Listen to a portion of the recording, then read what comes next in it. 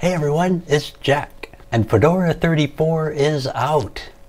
Yes, and we're going to look at the KDE spin of Fedora 34, and right now I'm at the Fedora website. I'm really excited about checking this out. I have a little soft spot for Fedora. I used Fedora for quite a while before I went to OpenSUSE, before I went back to Arch. Fedora is something that I really enjoyed back in the day. The only reason I left Fedora for OpenSUSE was because of a software project that I was working on at the time, and it was having issues in Fedora, and it worked in OpenSUSE, so it was kind of a solution to a problem at the time. However, Fedora has always been really a great distro for me. And so now that 34 is out, I'm really itching to try it.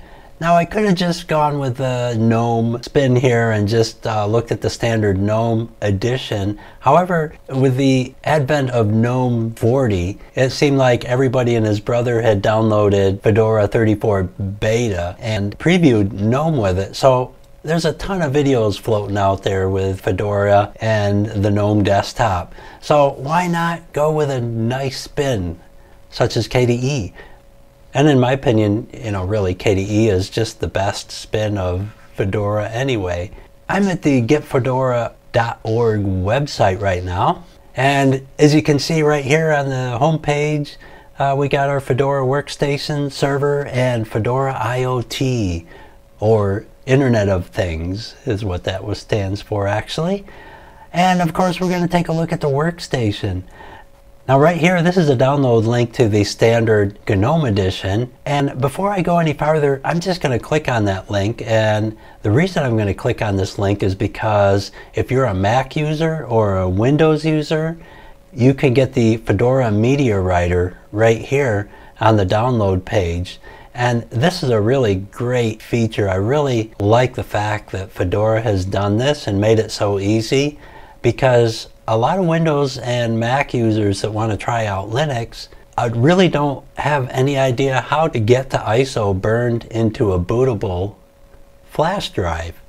And so this makes it easy. All you need is a 2 gig flash drive and download this media writer here, and then you can easily write the ISO that you download onto your flash drive using this utility. So it's really convenient that they have this right here. And of course this media writer, you could probably use it on other distros too. So if you wanted to write something else like Manjaro or Ubuntu or Mint, Arco Linux, what have you, I'm sure you could probably use this media writer to write those images as well. So I just had to share that there. So back to our main page, we want to get the Fedora spin, KDE spin. So what I'm going to do is I'm just going to scroll down the page here a little bit, and towards the bottom we have want more Fedora options. And so our first option here is the Fedora spins. So I'm going to go ahead and just click on that. And as you can see, we're at our spins page, and our first choice here is the KDE-Plasma desktop. So really looking forward to getting this. And there's all kinds of spins here too. We got the XFCE, LXQ, Mate Compiz. That's a really cool combination. I like the fact that they have Compiz with Mate. So you get some really cool compositing effects with a lightweight desktop. Very nice. And then we got our Cinnamon desktop, which is great if you're a Windows user and you just want a really traditional Windows look. Cinnamon desktop is a nice choice. LXDE, SOAS, SOAS, I can't remember how they pronounce that, but I think that's a Fedora thing they came out with. I don't remember, it's been a while. And then we got i3, for those who like tiling windows. Back to KDE. I'm going to go ahead and download this spin here, and then once we get this guy downloaded, just going to go ahead and click that, and then I'm going to hit download, going to put it on a VM, and then I'll be right back. Okay, now we're in our live environment downloaded and loaded into my VM, and as you can see, it looks pretty good right from the get-go. We have our standard KDE desktop here, and as you can see, the compositing actually looks pretty good.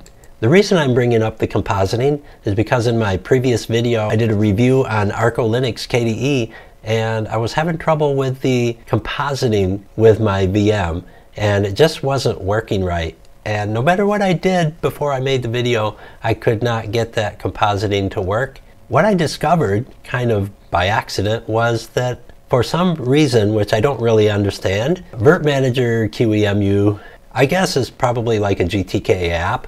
I think it has something to do with the fact that it's a GTK app and that I was in a KWin environment. So I think that's why I was having trouble, because when I switched over to an XFCE desktop, ran Virt Manager, and ran the exact same image from the XFCE environment, the compositing worked just fine. So yeah, I was kind of shocked. You know, I didn't change anything, none of the settings, and the compositing just worked. So for some reason it works from my XFCE desktop, but does not work from the KDE desktop in Virt Manager. Who am I to question, as long as it works? So I'm in my XFCE desktop right now, actually running Virt Manager. And of course, we're in our KDE environment now in Fedora. And our compositing is just fine. So I'm going to go ahead and I'm going to run this setup real quick. And I'm just going to step through this quickly, because this is not the standard calamares that you've probably seen in a lot of my other videos when we're doing Arch installs and all that. So we'll just kind of give it a quick run through on the setup. So I'm going to go ahead and double click this guy.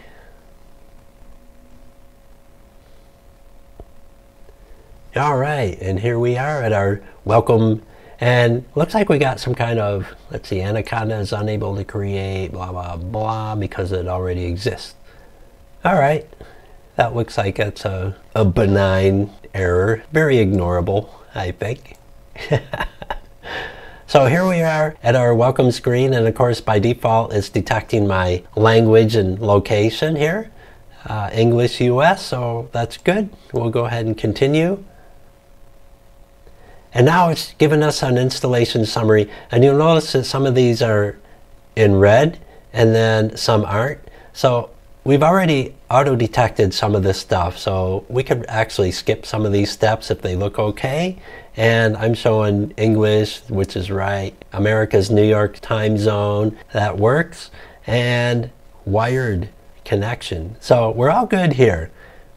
So I'm just going to go ahead and start off with the installation destination. And here it's showing us our selections. So I have a 40 gig virtual drive here, and then a 4 gig virtual drive. So I'm going to go ahead and select the 40 gig here. And then the storage configuration, I'm just going to leave that at automatic. If I really wanted to have my own dual partitions and all that other stuff, then I'd just go with custom. But if you just want to redo your whole drive, automatic is the way to go. If you want to encrypt your data, you can go ahead and check that box. So after that, the next thing we want to do is hit done. And now we got another window here, and what it's showing us is our space requirements here, and it's also saying you don't have enough space to install Fedora.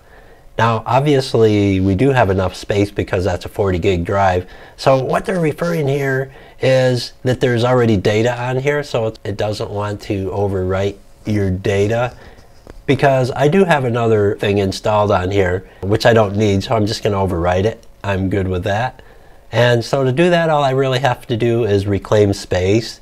If for some reason you're like, oh my god, yeah, this is my prize disk, and then you can just hit cancel and, you know, kind of go back. So I'm going to hit reclaim space. And now it's showing a summary of what we got here. So here's our boot partition and our main Linux partition.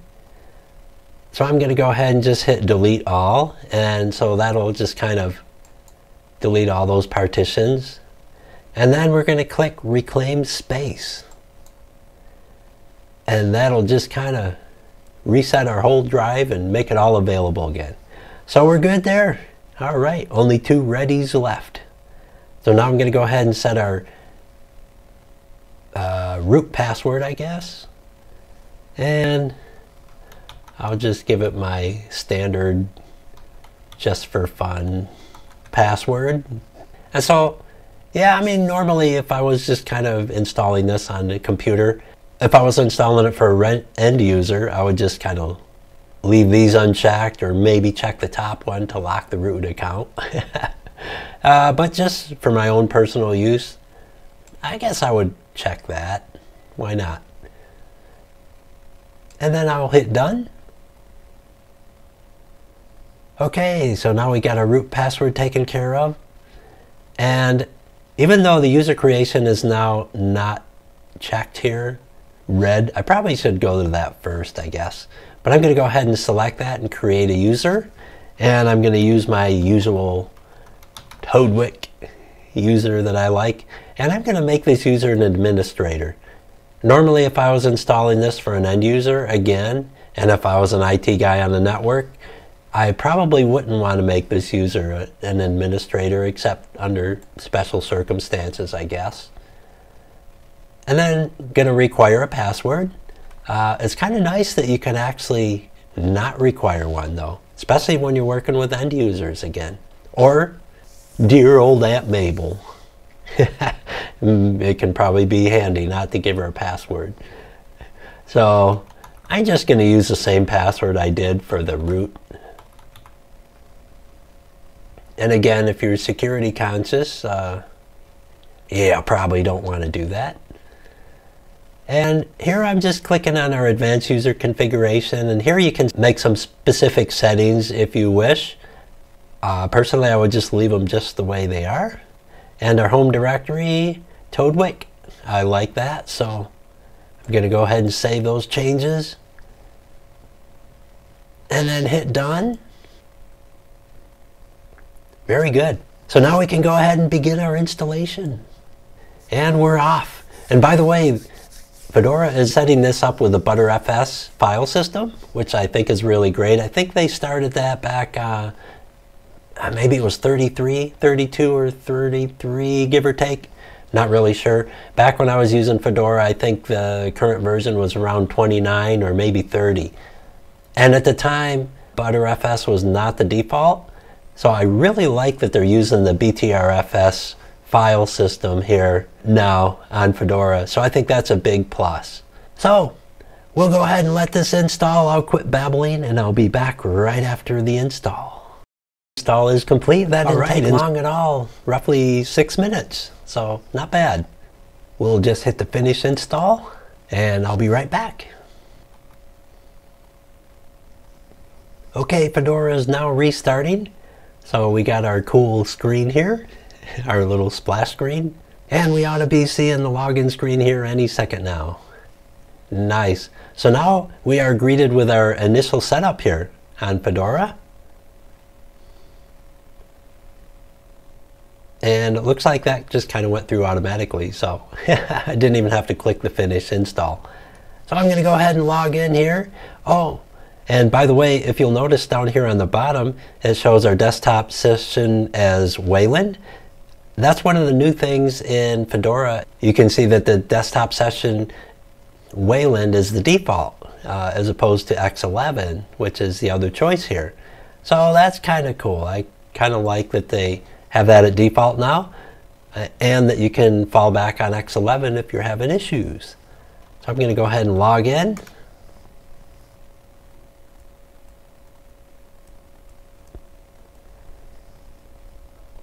And here we are with our desktop. And so we got our network management and all that good stuff.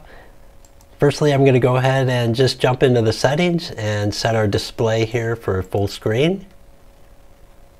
So I'm going to go and set that at 1920 by 1080 and hit apply. There we go. All right, we are in our desktop. And here we have our Fedora app launcher. And so looking good. Looks like it really went smoothly without a hitch here. So that's awesome. Gonna bring up our console.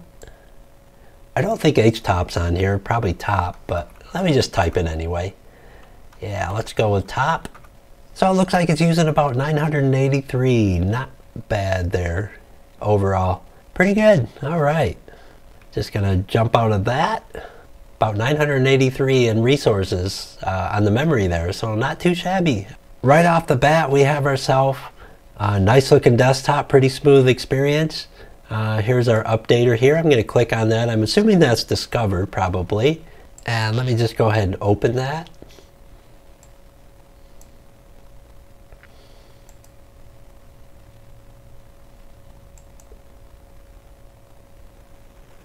Okay, there we are. Cool. So Discover's fetching updates right now. And I'm going to move this guy over. And by the way, if you're an existing Fedora user running 33 and you want to update to 37, pretty easy. Fedora is different from Arch in the sense that it's not a rolling release. So in other words, when Fedora has a major upgrade, in this case from 33 to 34, it doesn't upgrade automatically to the next edition. So all you have to do in Fedora is simply, from the console, you can just type in sudo, hopefully I remember this right, DNF upgrade. And then I think maybe double hyphen refresh. And that should start the upgrade process and get you all upgraded if you do it the console way. Or you can go into Discover and just go under Updates, and it'll give you the system upgrade right from here, and you can just do it through Discover. Now, if you run it in Discover right after an update, an upgrade becomes available to a major edition like that, it may not always show up here right away, so you might have to refresh it a few times. And if that doesn't work, there's some tricks you can do to speed things up in the console, but that's kind of beyond the scope of the review here. So anyways, I'm going to go ahead and hit Update All here and just kind of let it do its upgrade in the background, and then we'll just kind of explore a little. So I'm going to jump back here in the menu, and the menu's laid out really nice, kind of our standard that you see in most distros here, the standard menu type. And if you want to change your menu, you can right click on the application menu icon down here and select Show Alternatives. And then you have these other styles. You have a simpler menu down here, which kind of looks like a, I don't know, maybe like a Windows XP menu or something. And then up here you can have like a application dashboard, which is more like a full screen menu, kind of like you might see a GNOME. So if I were to hit switch here, just for demo purposes, and then click on this guy, now we got a full screen menu here. And as you can see, everything's kind of switching. And lately I've really kind of liked this menu. I've kind of gravitated towards this look.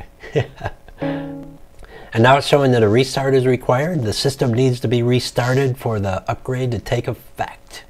Wow. Yeah, that's kind of reminds me of Windows, but not in an invasive way like Windows is.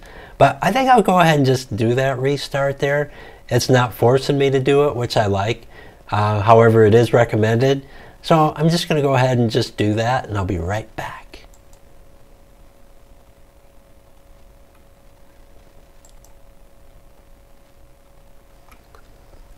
Wow, this is different. This kind of reminds me of Windows here. Wow, this is totally unexpected. Installing updates. Do not turn off your computer. Okay, I'm not really sure what I think about that yet. You know, I guess if I was doing something important during the workday, so to speak, and I ran an update, I'm not so sure I'd want to restart it right then, because who knows how long that'll take. If you were having network issues, you could be sitting around a while. This doesn't look like it's taking too long, but that kind of surprises me. I really wasn't expecting that. Yeah. Not sure if I like that or not. Although it does look cool. So anyways, I'm going to go ahead and pause again and wait for this thing to complete, and then I'll be right back. I just had to show this to you though. It really kind of took me off guard. Okay, it's been a few minutes and it's still updating here. You know, one thing that I've always liked, okay, now it's going to go ahead and reboot again. One thing I've always liked about Linux is the fact that the updates are very non-intrusive. So it'll always just kind of update in the background, and then after the update you typically don't have to reboot, but if it is recommended to reboot, you can reboot and then it simply reboots. It's just really painless and always out of your way and in the background. This is kind of in my way. So yeah, don't really like that direction. Not really quite sure what the inspiration was for that, or if it's a new necessity, but yeah, kind of surprising. Gonna go ahead and log in here.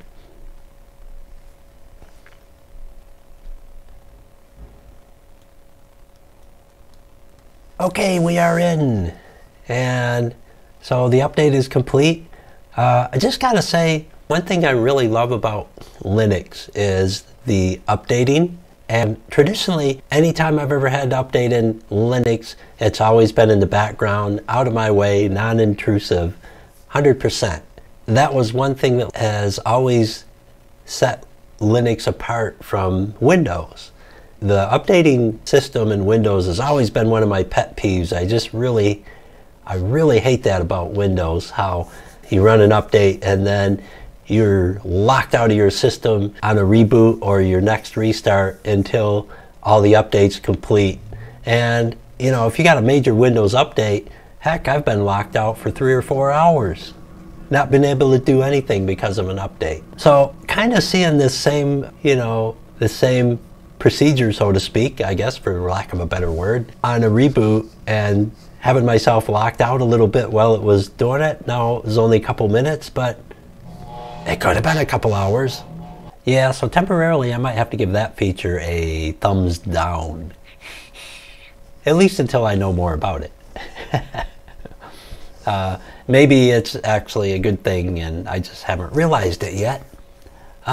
And I also wonder, if you're in the console, if you can just simply run sudo dnf upgrade and do your update that way, and maybe it won't do that.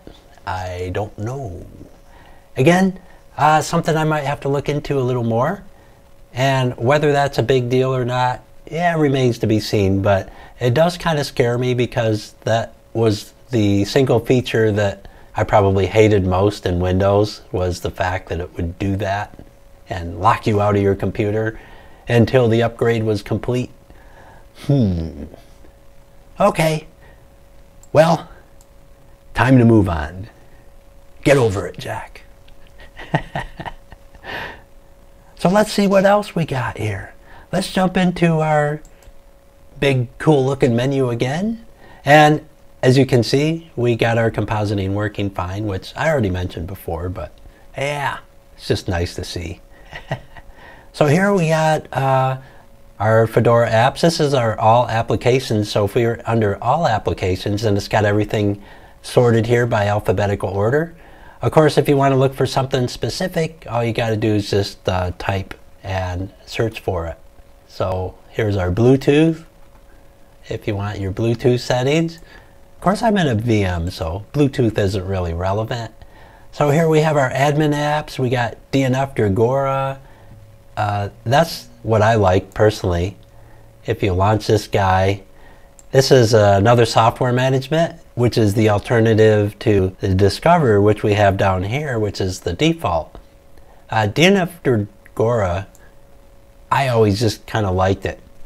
For me, it's always been nice for managing repositories and finding applications. Just a really cool software management center. I'm running it for the first time, so it's taken a while for it to kind of get all the repositories loaded in and all the other stuff. So yeah, I'll just kind of come back to that real quick. Then we have our firewall application here, language settings, I believe that is. Then we have our development, which is kind of clear right now. I would install my own stuff there. And it looks like we got some games. We got Mahjong, cool. So that's That's a cool board game. Mines, which is kind of equivalent to the Windows Mines there. And Patience, which I'm assuming is probably like Solitaire. Let's look at Mines, see if I can get blown up. So I'm going to go creep across this minefield here. Well,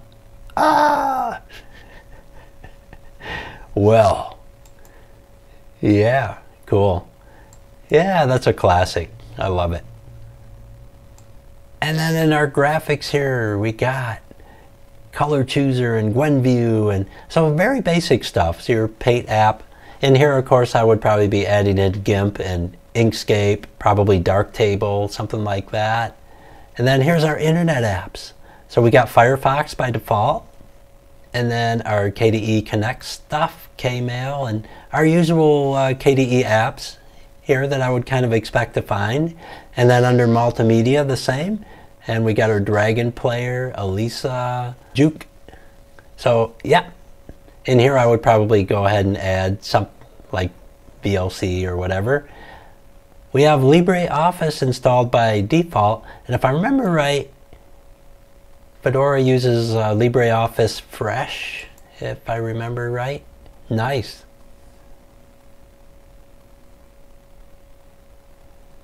And that's looking pretty good. Let's see what version that is. So it's running LibreOffice 7.1.22. And I think that is the latest version. 2.2 or 2.3, I'm not sure, but it looks like it's pretty up to date anyway here, at least as of the time of this video. Very good. Looks like DNF Dragora finally came up here. That took a little while, but probably has a lot to do with being in a VM too. So here we got our applications, our base system stuff, Cinnamon Desktop. Yeah, so Deepin. This makes it installing desktops pretty easy if you want to add another desktop in here.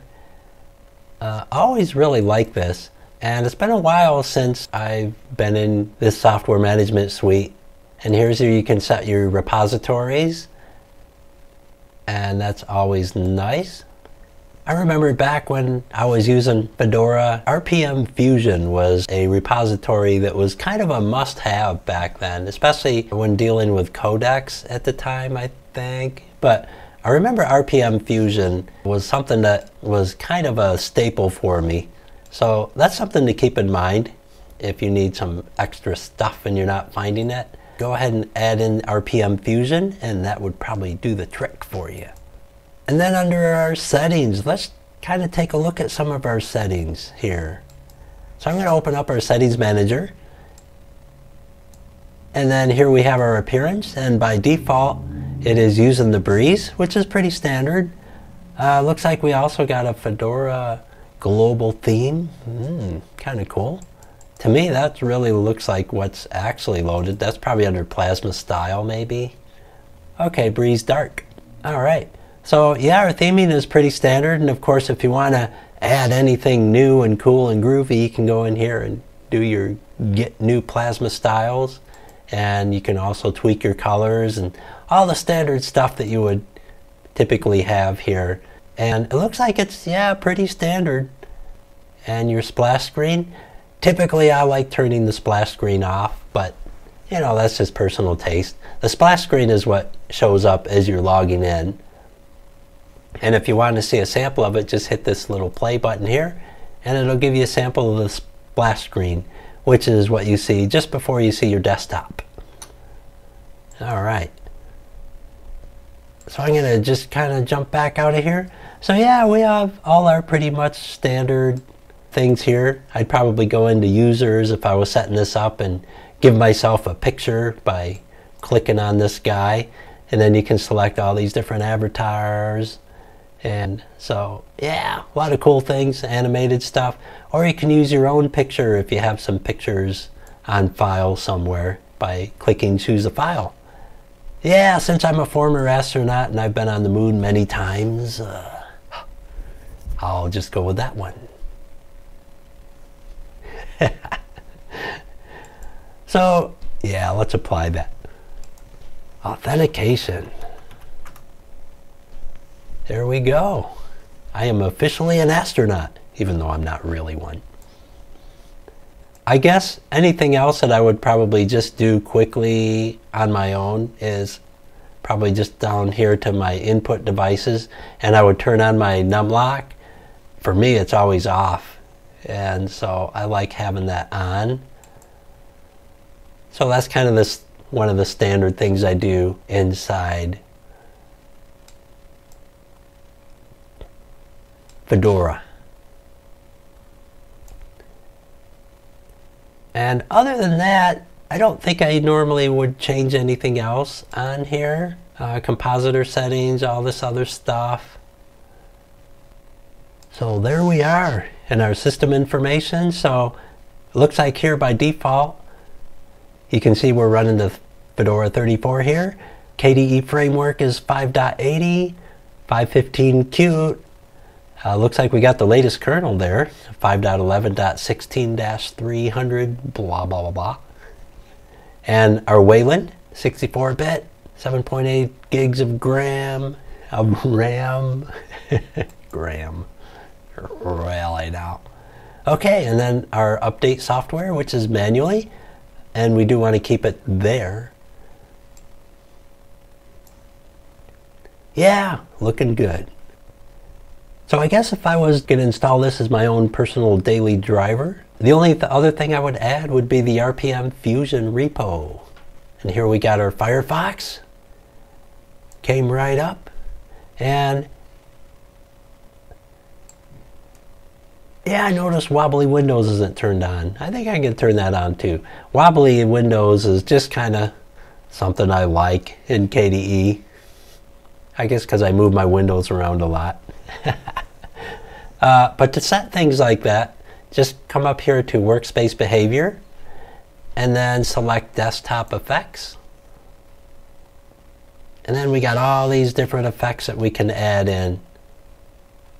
And if I slide down here, there's our wobbly windows. So I'm going to just go ahead and check that and hit Apply. And now when we move our windows, we got a little bit of a wobble effect. And then of course, if you want to adjust the wobbliness more, we can just jump that up a bit.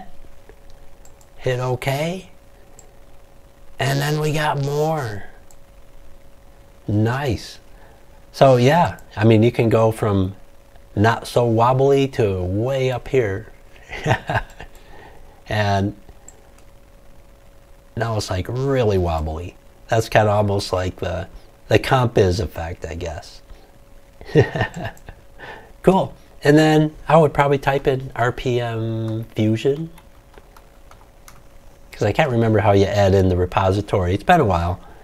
But if we just jump out here to rpmfusion.org and just click this Enable RPMFusion here, it should give us what we need to know. And RPMFusion free for Fedora 34. So I'm going to click that guy and download this RPM package. And RPM is an executable package. So I'm going to just let that download. And it's opening in Discover. Back when I was using Fedora, I used to have my default app at the DNF Dagora for my default for opening things, because I used to have a lot of problems with Discover and running packages, especially if it wasn't signed. I don't know if they've improved that or not, but let's just run it and see what happens. Okay, I'm going to go ahead and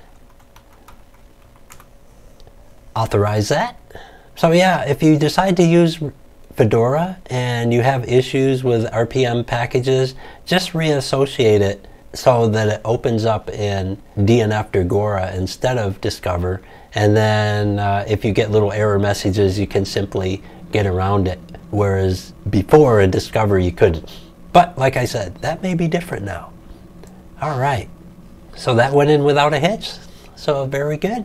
And like I said, RPMFusion is nice to have because you can get access to, especially codecs. You know, I was having codec issues, and so yeah, these repositories are great. In my opinion, a must-have.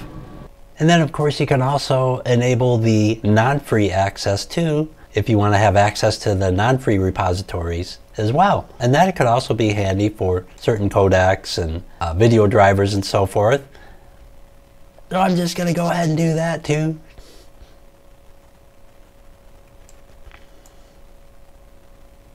Can never have access to too much. Looks like it's installing just fine. And in this case, Discover's not really giving me any headaches. But again, it's been a couple years, so Discover may have come a long ways. Okay. So, done deal there. Nice. Overall, I'd say everything is very stable from what I'm seeing so far. And I really haven't read anything about any real issues on Fedora. So that's another big plus.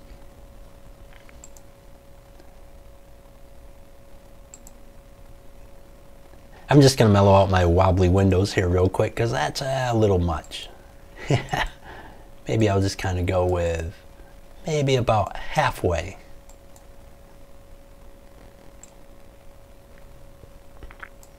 Yeah, I think that'll work. So some of the improvements in Fedora 34 that I think are noteworthy is, of course, like I said before, Wayland is the default on Fedora, so that's really cool. And then also our sound server is now Pipewire, another noteworthy thing for improved sound. Nice. Also improved security in Fedora 34.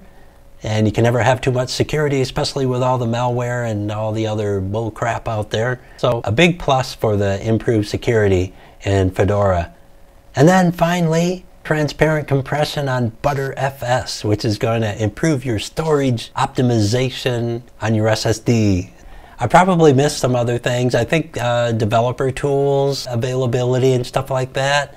I'm sure there's other things I missed. And don't hesitate to leave your 2 cents about any improvements or things that you don't see as an improvement too down in the comments. For example, overall, I give Fedora a big thumbs up, Fedora 34. However, the update, I don't like the updates, the way they are being Windows-like and kind of being intrusive at boot up where you have to reboot and then it completes the updates. To me, that's kind of scary. So in that case, that's where I give that aspect of Fedora a sideways thumb. Because I don't know what to think about that. But I'd like to hear your input on that. What do you think about the new update procedure in Fedora? Do you like that? Or do you not like it? And if you do like it, let me know why. I'd like to hear why. And if not, let me hear that too. Is it the same reasons that it bothers me, or is it something else? And again, I'm leaving room here. I want to cut some slack because this is something that totally blindsided me. I wasn't expecting to see that feature on the reboot. So that's not something I was really prepared to deal with. And I haven't looked into it or done any research. So I don't really know if this is something that would trouble me in the future. But to me, it is so Windows-like, and anything that's going to stop me during a reboot so it can take time out because I'm going to do an update and you're not going to use my system until my update is done. Yeah, that bothers me. So feel free to share with me what you think. And with that, I hope this review was helpful. If it was, don't forget to leave that thumbs up. Always appreciated. And hit subscribe. Thanks again for watching. We'll see you next time.